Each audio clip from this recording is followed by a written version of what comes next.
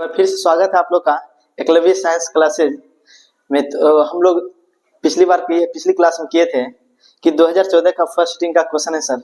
तो आज फिर से हम स्टार्ट करने जा रहे हैं 2014 का ही सेकेंड सिटिंग का क्वेश्चन आंसर, वो भी ऑब्जेक्टिव का। ओके, तो देखते हैं एकदम नया तरीका से क्या हो सकते हैं। तो देखिए, तो पहला क्वेश्चन है अल्फा प्लस बीटा का मान क्या होगा, 1/अल्फा प्लस 1/बीटा का। तो ठीक है, तो 1/अल्फा प्लस 1/बीटा, 1/अल्फा प्लस 1/बीटा, इसका फॉर्मूला डायरेक्ट होता है -b/c, -b/c। तो चलिए हम लोग देखते हैं। तो -b, तो -b तो लिख दी यहाँ पर। उसके बाद क्या है, वैल्यू कहाँ है यहाँ पर, -3 है, तो -3। और c कितना है, 5 है। देखिए माइनस गुना माइनस क्या होता है, प्लस, तो 3 हो गया और यहाँ पर 5, 3/5 कहाँ है, ऑप्शन नंबर ए। क्लियर। तो चलते हैं दूसरी क्वेश्चन पर। सेकंड क्वेश्चन है हम लोग का कि द्विघात बहुपद दिया हुआ है, इसका शून्यक क्या होगा, इसका शून्यक क्या होगा। तो चलते हैं, इसका बहुत ही आसान तरीका है। तरीका तो बहुत सारा है, लेकिन अब जो हम बताने जा रहे हैं बहुत ही खतरनाक तरीका है। चलो देखते हैं। तो देखिए शून्यकों का योग पहले निकालते हैं। Alpha plus beta by -b/a होता है। -b/a लिख दिए, तो -b यहाँ पे क्या है, -3, और a तो इसका कोएफिशिएंट 1 है, तो 1 लिखना ही पाप लगेगा। तो चलिए हटाते हैं इसको। ठीक है, तो -3 हो गया। अब देखते हैं अल्फा इंटू बीटा, इसका होता है c/a होता है, सिर्फ c/a होता है। चलिए ठीक है, c/a होता है, तो c कितना है, 2 है। c कितना है, 2। ये तो फिर वही वाला कौन याद है, कुछ है ही नहीं नीचे में कुछ, तो 1 लिखेंगे तो 1 लिखे, नहीं लिखे कोई फर्क नहीं पड़ता है। तो अब यहाँ पर हम देखते हैं, तो फिर आंसर हम क्या मिलाएंगे।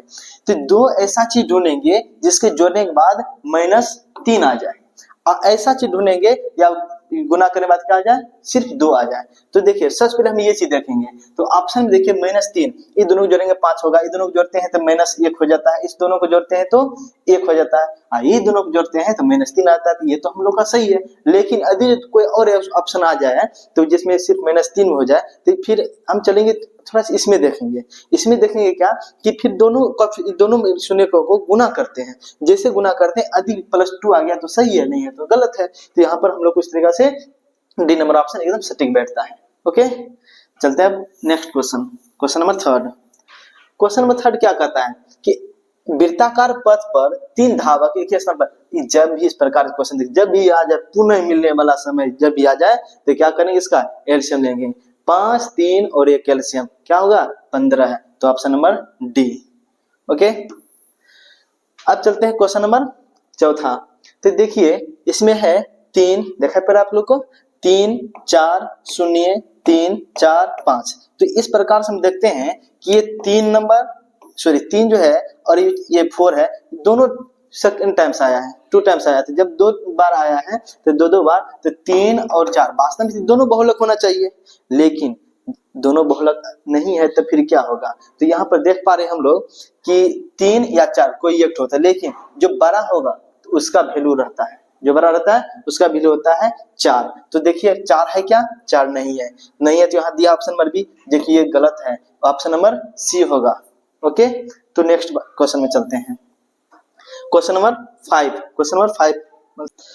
चलिए क्वेश्चन नंबर 5 में कहता है सभी वर्ग समान होते हैं, सभी वर्ग होते हैं, कैसा होते हैं, ये सेम क्वेश्चन पीछे प्रीवियस ईयर का है। तो क्या होगा, समरूप, सर्वांगसम और समानुपाती, इनमें से कोई नहीं। सिंपल बात है, समरूप होते हैं, सर्वांगसम कभी नहीं होंगे। कोई वर्ग जैसे ये है, कोई वर्ग बड़ा हो जाएगा तो कोई छोटा होगा। तो सिंपल समरूप, देखने में एक जैसा रहेगा, छोटे वर्ग कोई भी हो सकते हैं।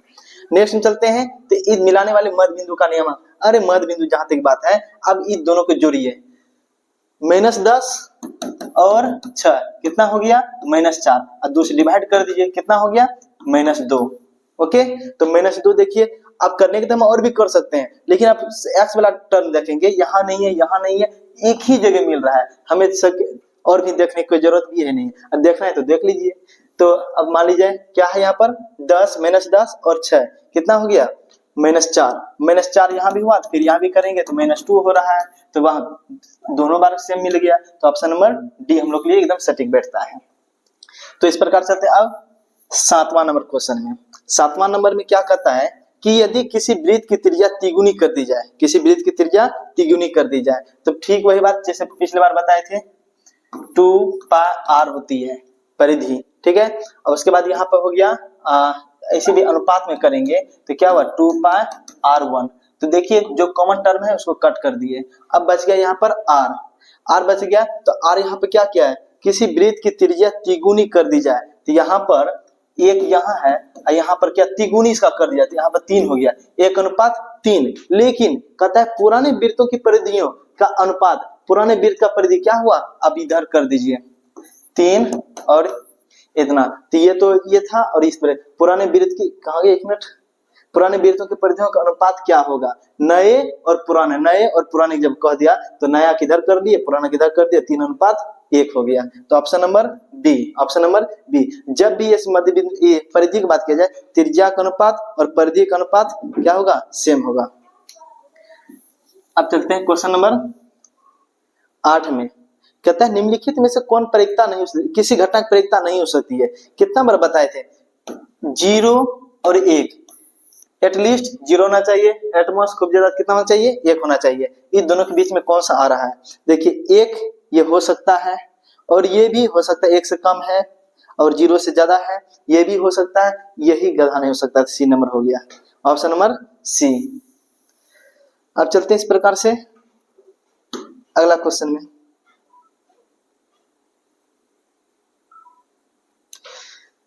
तो चलते हैं 8 नंबर हो गया, 9 नंबर में। 9 नंबर में क्या कहता है, ये ट्रिगोनोमेट्री का क्वेश्चन है कि √3 sec थीटा इक्वल टू 2। तो यहाँ पे देखिए sec थीटा इक्वल टू क्या हो जाएगा, 2/√3। अब तो डायरेक्ट वैल्यू जिसको याद होगा तो बनाएगा बच्चा, नहीं याद होगा तो अपन देखा आएगा। तो इसका क्या हो जाएगा, ऑप्शन नंबर बी, कितना हो जाएगा 2/√3 अर्थात 30 डिग्री। अब चलते हैं आज का लास्ट क्वेश्चन, सेक स्क्वायर ए। देखिए सेक स्क्वायर ए बाय यहाँ पर होता है 1 + क्वाट स्क्वायर है, 1 + क्वाट स्क्वायर ए। तो अब यहाँ पर हम पहले सेक स्क्वायर ए को सेम रखते हैं। अब क्वाट स्क्वायर 1 + क्वाट स्क्वायर ए होता है कोसेक स्क्वायर ए,